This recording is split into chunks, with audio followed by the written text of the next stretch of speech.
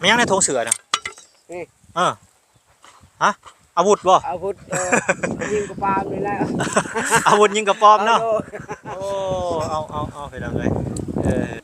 โอ้มีอาวุธแล้วก็มีกำลังนำเนาะนี่ลูกปืนเนี่ยนี่ลูกปืนก็คือว่ากาแฟดบกาแฟกับพวกแล้วเฮ็ดเวียบดมือมื้อนี้เนาะโอ้แล้วมีหมากไม้มาตอนเด้อ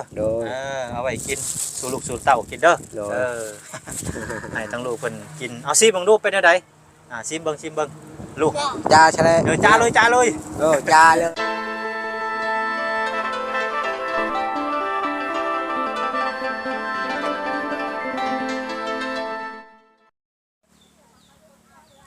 พี่น้อยเนาะเปิดภาพมาเมื่อนี้ก็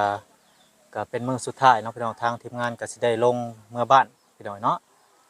กราบทักทายสบายดีเด้อพ่อแม่พี่น้อง FC กันเบิดสุขุสุคนน้องพี่น้องบ่ว่าสิอยู่ใกล้หรืออยู่ไกลบ่ว่าสิเป็นพี่น้องฝั่งลาวฝั่งไทยบ่ว่าสิเป็นพี่น้องทางต่างประเทศก็ยินดีต้อนรับเข้าสู่ช่องบ่าวน้อยเชียงรายคือเก่าคือเดิมพี่น้อยเนาะนี่แหละพี่น้องเอ้ยก็เข้ามาหาทางพ่อตู้อาเดียเพิ่นน้องพี่น้องก็คือเห็นทางบ่อเสียงเพิ่นมาประชาสัมพันธ์เรื่องที่ดินเพิ่นน้องพี่น้องก็บ่ฮู้ว่าเพิ่นดำเนินเรื่องหยังมื้อนี้เนาะเพิ่นสิเฮ็ดแบบใดเพิ่นสิ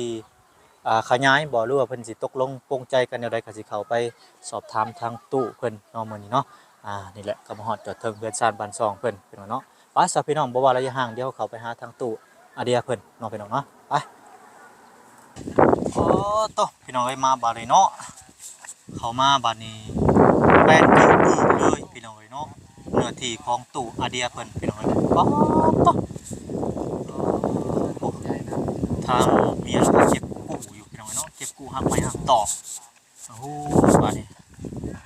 หยุดแล้วพี่น้องเนาะที่ดินของตู้อาเดียเพิ่นพี่น้องเดี๋ยวเขาไปหาทางภรรยาเพิ่นก่อนเนาะล้มพี่น้องเหมือนกันทั้งมืดครึ้มโอ้ทางซ้ายเพิ่นจูดให้พี่น้องฟันตรวจเลยสบายดีเด้อโดย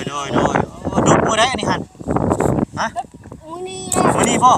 โอ้แล้วไวอีหลีซะเนาะขออนุญาตนี่ไม่เด้อโอ้ตัวทางอันเมียเราก็มาเก็บกู้ระเบิดบ่แม่นเก็บกู้หางไม้เก็บไม้หักตอกอย่าว่ามีแก้วมีเศษอย่าว่าเหยียบหรือเจ็บได้เนาะตู้เนาะตัวเป็นอะไรพ่วงพอสมควรเป็นอะไรเนาะดุดแต่เช้าคนประตูดุดแต่เช้าแล้วโอ้ดุดแต่เช้าคนจะฮู้บ่ราคาเท่าไรเพิ่นเอาดุดค่าดุดนี่ฮะราคา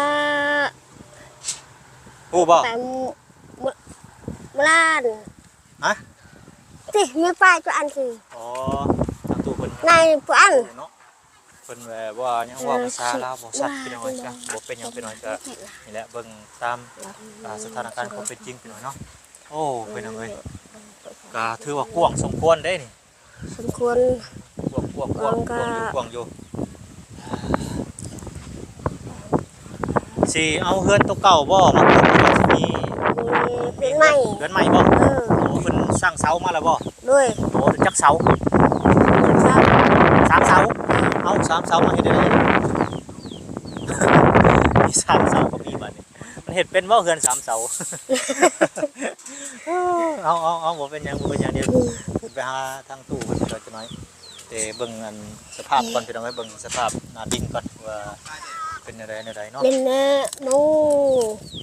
ทางตู้เก็บกู้ก่อนพี่น้องอย่าว่ามีแก้วมีหยังโอ้แล้วไว้นี่ซะใช้ลูกเต้าจะไปใช้ซะลูกจะไปเพื่อนบ่ประเทศยังอะไรอยู่กันนอนเอามีบาทกูหามาเก็บหักไว้หักตอกน้ำพ่อน้ำแม่เนาะเป็นจังใดนอนเจือนอนเฉยแต่มื้อละวันเราก็ไปใช้บ่ได้ไปหากินหาอยู่บ่ไปให้แล้วไปให้อ๋อมาแต่ให้บ่ตอนนี้แสดงว่าเพิ่นเมื่อยซะเนาะเมื่อยนอนเช้าเมื่อยพักผ่อนบ่เป็นหยังพี่น้องเอ้ยอ๋อจุดให้คนเดือดตรวจเลยทางน่ะปุ๊กเป็นผู้พี่น้องเอ้ยมันเขตนี่ก็มีแต่ปลูกแต่ฟังแหละเนาะตู้เนาะยังหลายดอกหาเงินหาคำอยู่กินเหมาะๆแม่ๆนี่แหละการปลูกฟังพี่น้องเอ้ยอยู่ทำมีอยู่ทำที่อยู่พี่น้องเอ้ยกินซ้ำที่มีซ้ำที่กินใครเนี่ยยังมีเงินมีซองมีบ้านเศร้ามีอยู่ แม่น มีบ่อนพักอาศัยมีบ่อนอาอยู่หากินเนาะตู่เนาะ แม่น บ่ขึ้นจังหลายว่าซั่นซะอ่าอยู่ในเมืองก็แบบหนึงอยู่บ้านนอกก็แบบหนึงอยู่ในเมืองก็วุ่นวายหลายอยู่ในบ้านนอกเฮาก็หากินมอๆแม่ๆก็เวลาเมื่อยก็เซาผมเซาเย็นนี่แหละกินข้าวแล้วบ่มื้อนี้กินข้าวกินน้ำแล้ว บ่มีกินข้าว บ่มีกินข้าวบ่มีหยังกิน บ่ ได้ มี ไปหา หยัง ผัก กิน บ่มื้อนี้ เอาผักตำหวย โอ้ผักตำป่วยนี่เนาะ เลย กินหยังแต่ละมื้อก็มีแต่อันนี้แหละจังไว้เอ้าตู่มาแล้วสบายดีตู่ โอ้ย มาพี่โอ้มาอยู่ใกล้กันพี่เป็นจังได ไม่ตายสิไปแล้ว มีหยังในธงเสือน่ะ นี่ ฮะอาวุธบ่ อาวุธยิงกระปามนี่แหละ อาวุธยิงกระปอมเนาะ อ โอ้เอาไปแล้วเลยโอ้มีอาวุธแล้วก็มีอันกำลังนำเนาะนี่ลูกปืนเนี่ยนี่ โอ้ย ลูกปืนก็คือว่ากาแฟ โดย ดบกาแฟก็พุ่นแหละเฮ็ดเวียกเบิดมื้อมื้อนี้เนาะ โดย โอ้แล้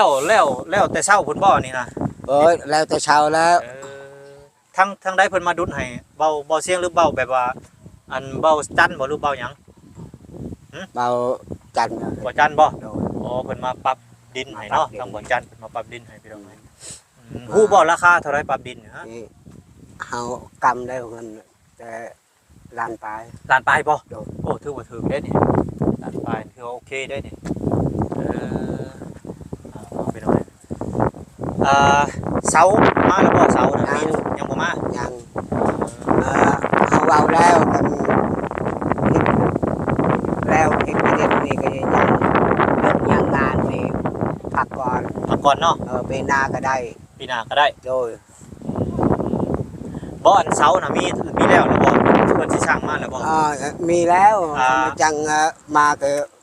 บ่เห็นช้ำ ทางใดซื้อเสาให้เจ้านี่ จักแล้วทำบ่ฮู้จัก บูจักเลย เลย เอ้าได้จังบ่มีเสาแต่ว่ารู้แล้วบ่ว่ามีเสา ทางคนนึงทางคนจักเฮาบ่ได้จักแล้วนั่น จากยังเนาะ โอเค เดี๋ยวก็มี กันได้ไม้นั่นนะมาแต่พ่นละปะอยู่นี่เลย เดี๋ยวถ้ามี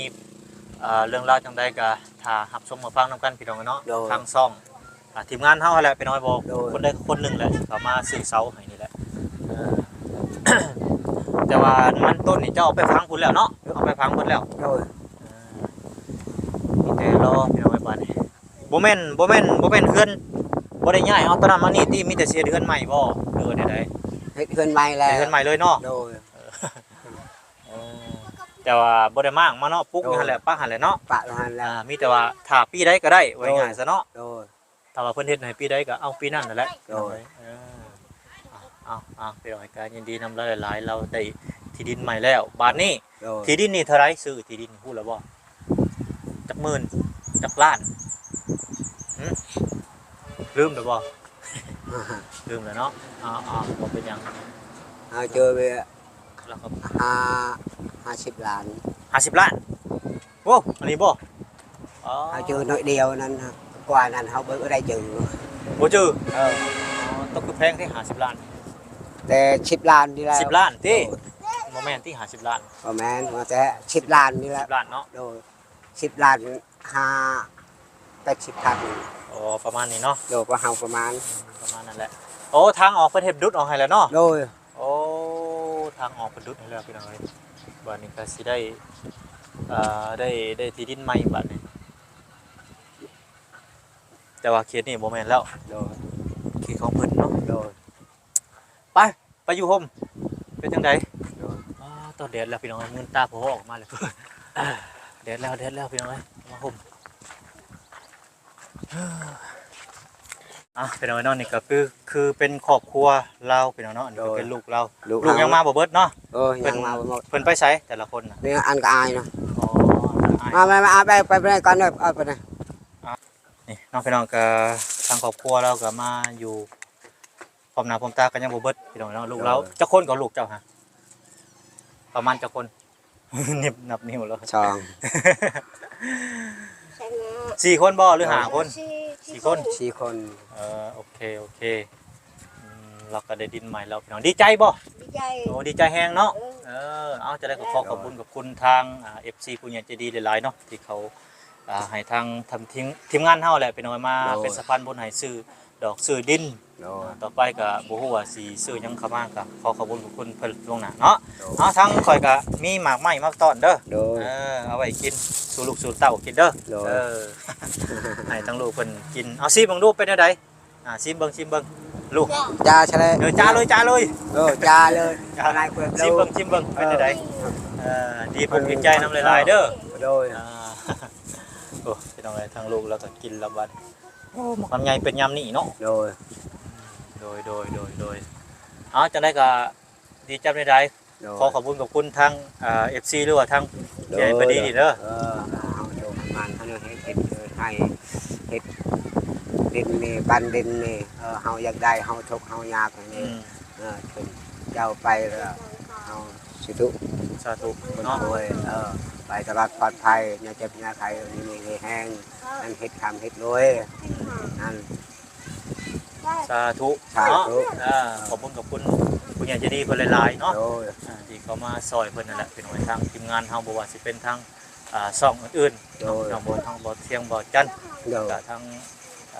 ที่เพิ่นเข้ามาซอยเป็นหน่วยเนาะ โดย ไปเฮ็ดหยังต่อบัดนี้ตู้เจ้าสิเฮ็ดหยังต่อบัดนี้ โดย ฮะเจ้าสิไปใช้ต่อเจ้าสิเก็บกู้หรือบ่หรือว่าเฮ็ดแล้วบ่ เฮ็ดแล้วนี่ อนามัยแล้วบ่ แล้วยังเฮายังเฮ็ดอะไรมาอีกก่อน สิแบบไรต่อบัดนี้สิกวดบ่หรือว่าใด เอากดแปนอีก ๆกวดไปแป้นอีกบ่ โดย สิเฮ็ดตอนนี้บ่หรือว่าท่าจักหน่อยหรือว่าใด ถ้าน้อยยังไม่ได้กินข้าว ๆอ๋อยังบ่ได้กินข้าว โดย เอาบ่เป็นหยังเบิ่งเวลาก่อนตอนนี้ก็ 12 โมงพอดีเฮ็ดหยังกินมื้อนี้ โดย เฮ็ดหยังกิน กินแต่ผักกิน แต่ผักเก่าบ่ กิน จะพักครับโดย วางเนี่ยเมียเขาไปเก็บหอย เก็บหอย โดย ได้บ่ ได้แต่ทำนี้นะ ได้แบบนี้ โดย ต้องกินเพิ่นแล้วบ่ ยัง ยัง โดย สิไปเฮ็ดกินตอนนี้บ่ โดยไปกินวันนี้แล้วก็ยังเฮ็ดเรียกนี้ก่อน เอาซะให้เจ้าพักผ่อนไปเฮ็ดอยู่เฮ็ดกินก่อนเด้อ โดย พักผ่อนแล้วจะเฮ็ดเวียกใหม่เด้อ โดย สบายดี โดย กลับก่อนบัดนี้ข่อยก็สิกลับบ้านก่อนเด้อบัดนี้เด้อ เอา เจ้าอยู่ดีมีแฮงเด้อ อยู่มีแห้งแล้วไปตลอดปลอดภัยเลยอย่าเจ็บอย่าไข้ได้ลูกได้เดาแล้วไปหอดตลอดปลอดภัยอย่าเจ็บอย่าไข้มีแห้ง สาธุ เฮ็ดเรียกเฮ็ดงานแล้วตลอด โดย เฮ็ดได้ สาธุเนาะไปแล้วบัดนี้เด้อมื้อก่อนบัดนี้ พี่น้องไว้เนาะกาเรื่องราวของตู่อเดียมื้อนี้ก็สิประมาณนี้แหละพี่น้องเพราะว่าทางทีมงานเฮาได้มาดุดดินให้เพิ่นว่าซั่นๆเนาะพี่น้องก็โอ้ดีอกดีใจนำเพิ่นหลายๆพี่น้องเนาะเพราะว่าแต่ละได้ยินทางชาวบ้านเพิ่นก็ได้ยื่นของอยู่ของกินให้เพิ่นอยู่เนาะพี่น้องทางญาติพี่น้องเพิ่นก็และเพิ่นใกล้เพิ่นเคียงเพิ่นเนาะเพิ่นก็คือว่าแหละพี่น้องเพิ่นก็ช่วงนั้นอยู่ดินของคนอื่นเนาะพี่น้องปลูกตูบอยู่ดินของคนอื่น อาศัยอยู่กับคนอื่นเนาะพี่น้องก็ตอนนี้ก็เพิ่นก็มีโอกาสเข้ามาแล้วพี่น้องนะทางทีมงานเฮาเข้ามาสวยมาสู้แล้วผู้ใหญ่ใจดี FC ก็เป็นกำลังใจให้เพิ่นพี่น้องเนาะว่าซะพี่น้องพบกันอีพีหน้าสำหรับอีพีนี้ขอกล่าวคำว่าสบายดีพี่น้องสบายดี